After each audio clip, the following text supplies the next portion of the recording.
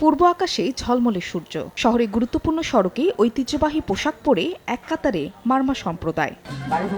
পরে বাদ্যের তালে শুরু হয় বর্ণাঢ্য শোভাযাত্রা। পুরনো বছরকে বিদায় আর নতুন বছরকে স্বাগত জানাতে এবারও বান্দরবানে রয়েছে ৭ দিন ব্যাপী বর্ণিল আয়োজন। এই র্যালির মাধ্যমে আমরা টাঙ্গাইলকে আরো নতুন পুরনো বছরকে বিদায় দিয়ে নতুন বছরকে আমন্ত্রণ করব।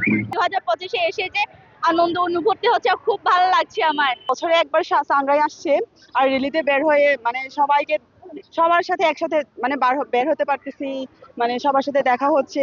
এদিকে চৈত্রের ভোরে চেঙ্গি নদীর জলে ফুল ভাসিয়ে পরিবার ও জাতির জন্য মঙ্গল কামনা করেন খাগড়াছড়ির ত্রিপুরা সম্প্রদায়। বেলা বাড়ার সঙ্গে সঙ্গে নদী তীরে ঢল নামে মানুষের। ৩ দিনের উৎসবের প্রথম দিনের এই আনুষ্ঠানিকতাকে বলা হয় ফুলবিজু।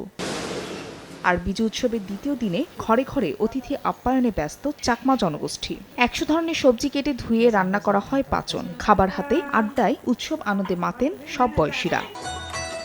৩ পার্বত্য জেলার উৎসব ঘিরে ভিড় বেড়েছে পর্যটকদেরও। বর্ণিল আয়োজনে মুগ্ধ সবাই।